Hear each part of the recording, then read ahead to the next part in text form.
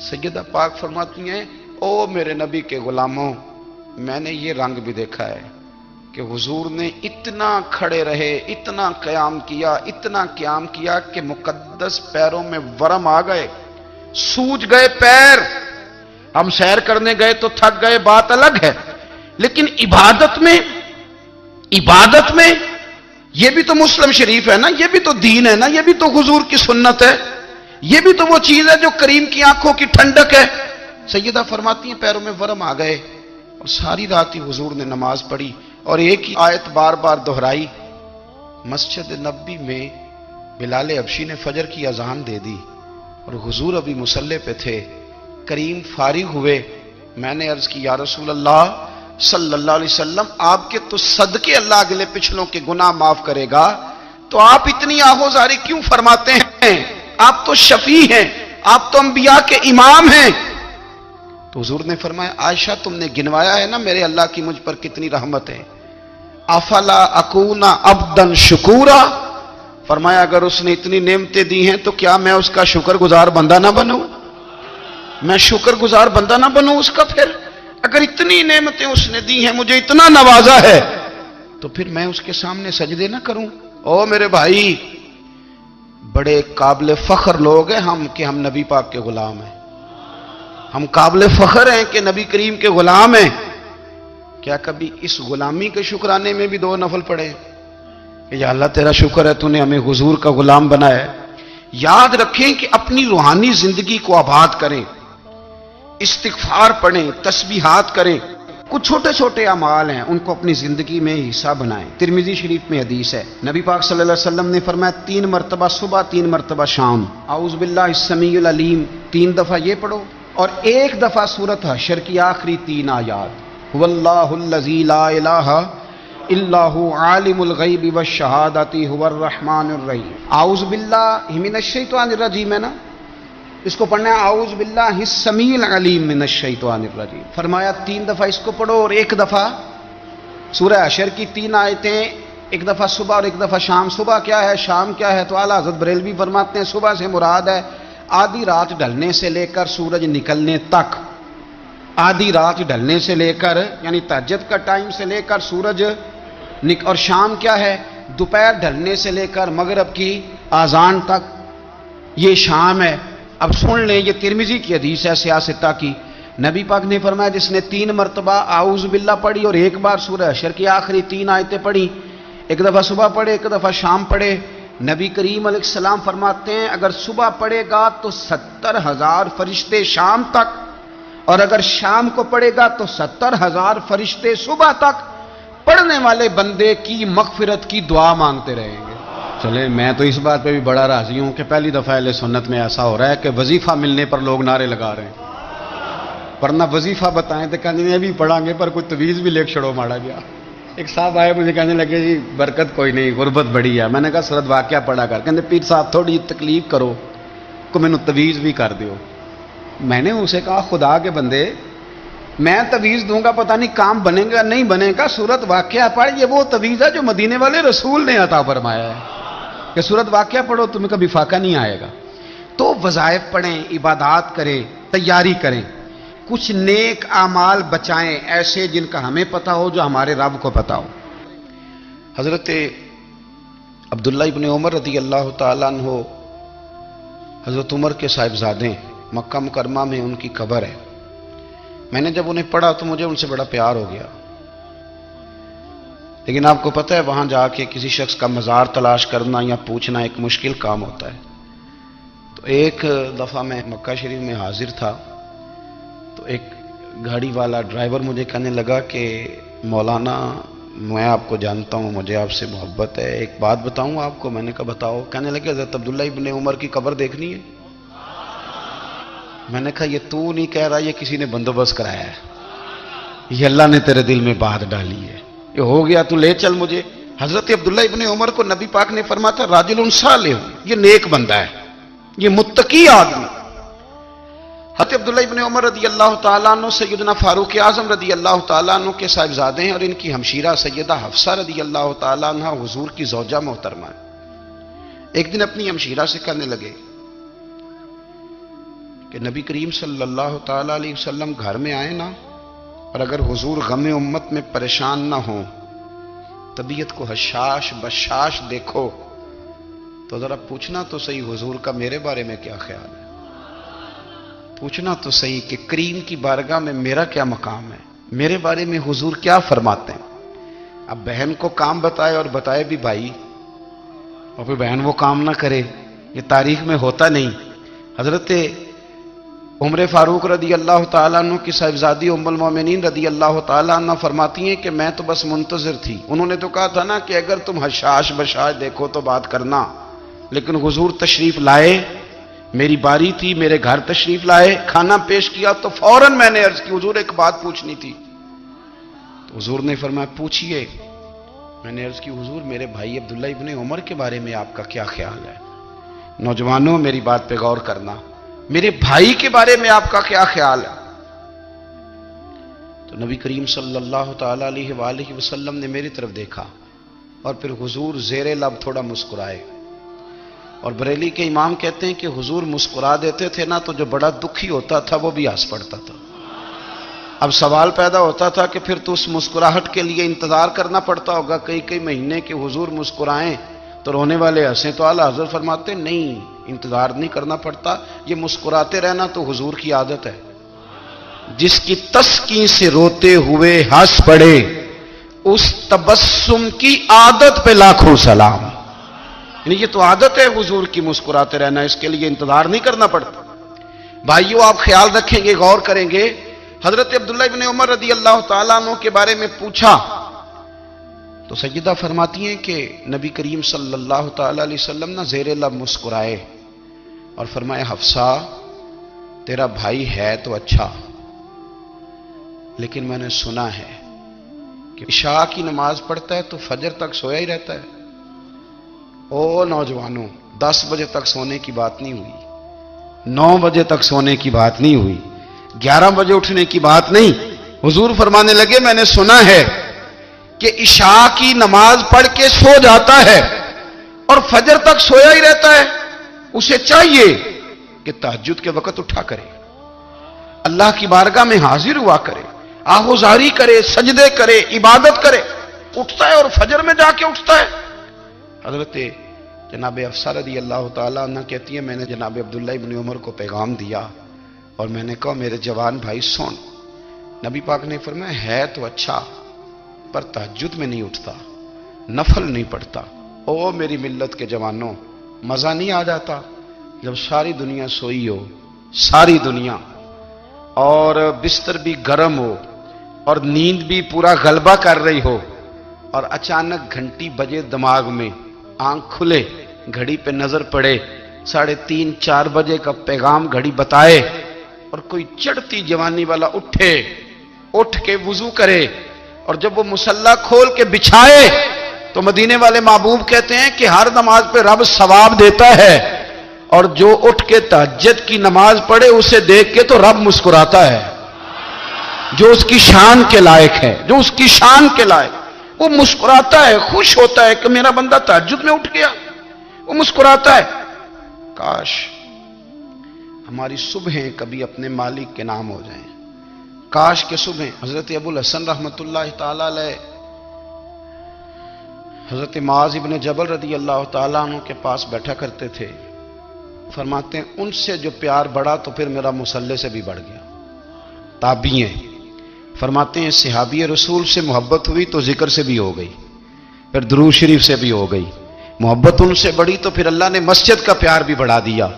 آپ فرماتے ہیں کہ میری ہر وقت طبیعت چاہتی تھی کہ بس اللہ اللہ کروں، بس اللہ اللہ کروں، بس نہ میں ذرا تھوڑی جان چھڑاؤں لوگوں سے، کوئی 10 منٹ ملے تو میں کوئی 4 نفل پڑھ لوں، میں تھوڑا سا نہ بچوں لوگوں سے، اور مجھے تسبیح ملے تو میں نہ کوئی 400-500 دفعہ استغفار پڑھوں، سبحان اللہ، الحمدللہ، اللہ اکبر، لا حول ولا قوت الا باللہ، میں نہ تسبیحات پڑھوں۔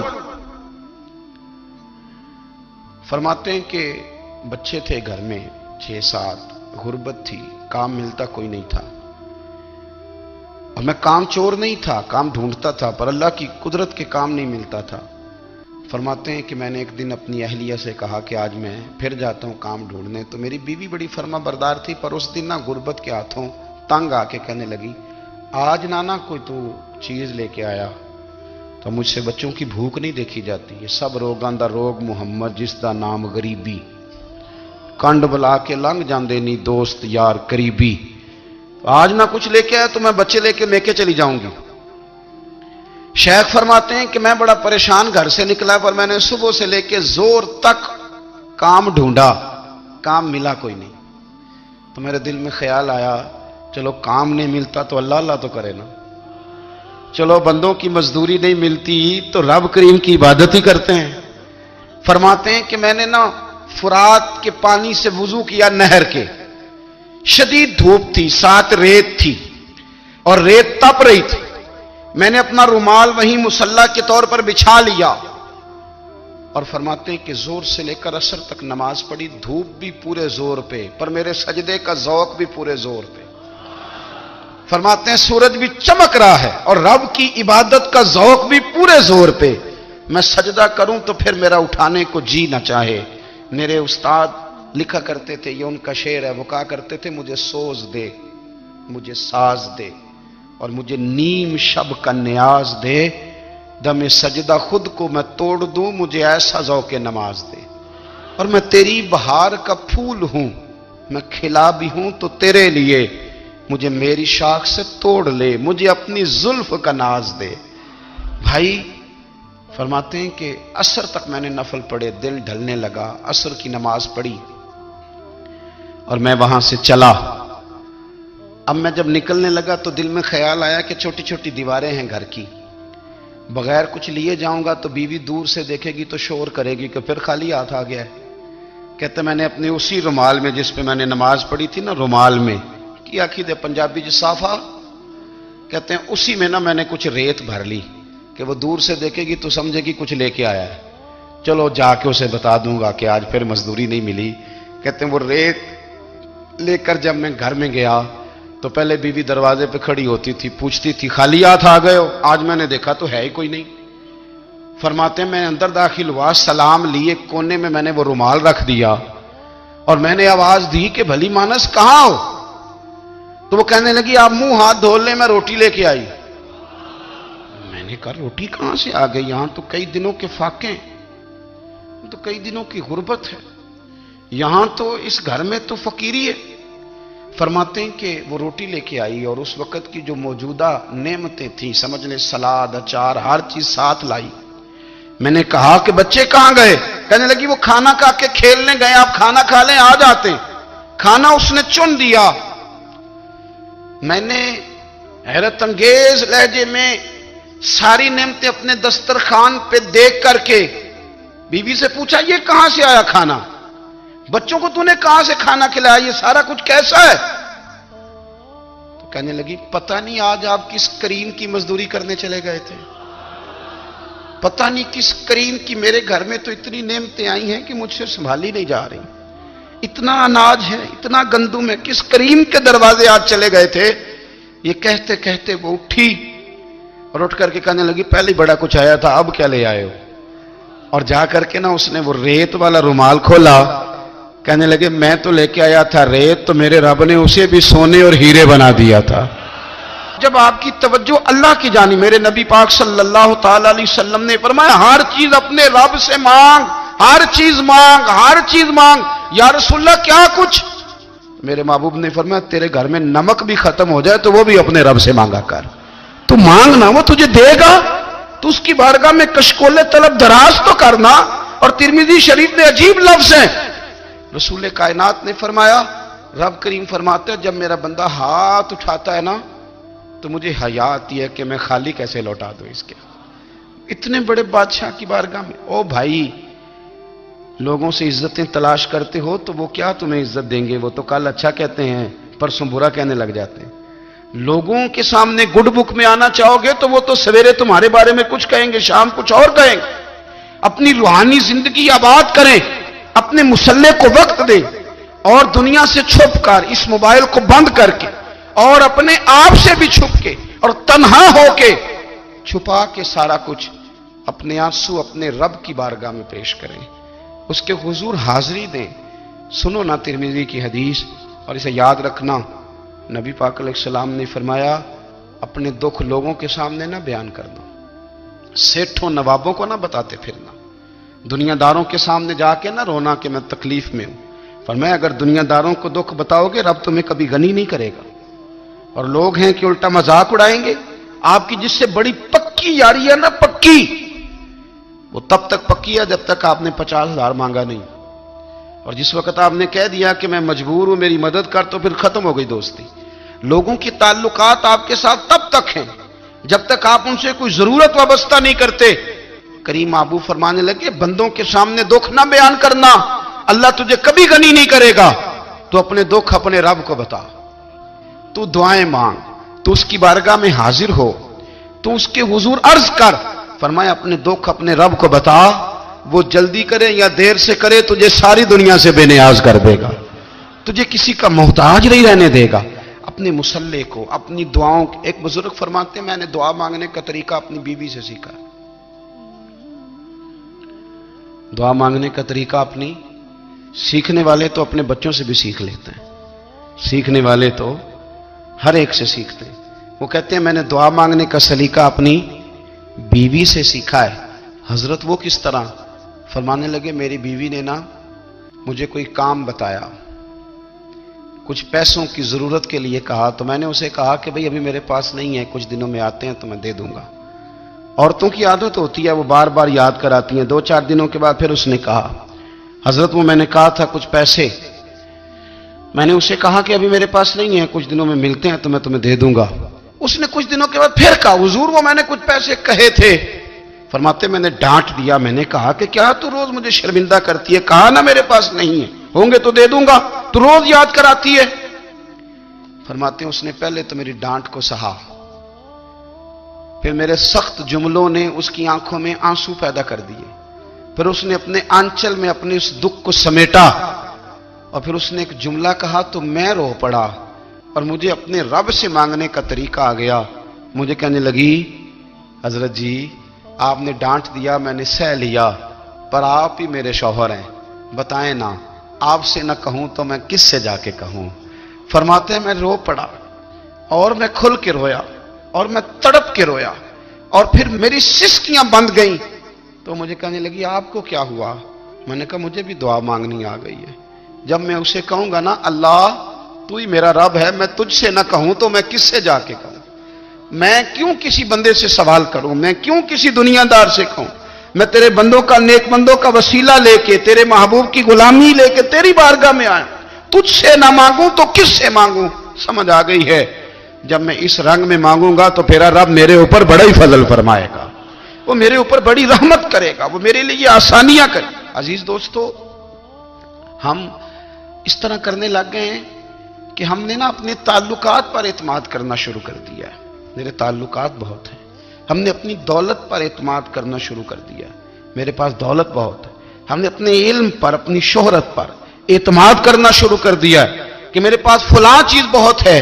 یاد رکھنا جب بے نیاز اپنی صفت بے نیازی دکھاتا ہے تو بڑی بڑی دولتوں والے مجبور نظر آتے ہیں۔ بھائیو جب انسان کا رشتہ اپنے مالک کے ساتھ ہوتا ہے پھر تو غم بھی کچھ نہیں کہتے، پریشانیاں بھی کچھ نہیں کہتی، پھر تو زندگی صبر والی، پھر تو زندگی توکل والی، پھر تو زندگی بھروسے والی، پھر انسان اپنے آپ کو رسوا نہیں کرتا، دنیا داروں سے امیدیں اس کی ختم ہو جاتی، امیدیں اللہ رسول سے لگا لیتا ہے، مضبوط ہو جاتا ہے، مضبوط، طاقتور ہو جاتا ہے، خوددار ہو جاتا ہے، باوقار باعزت ہو جاتا ہے۔ حضرت بہلول دانا رحمت اللہ علیہ بیٹھے تھے تو ہارون رشید حج کر کے آ رہا تھا،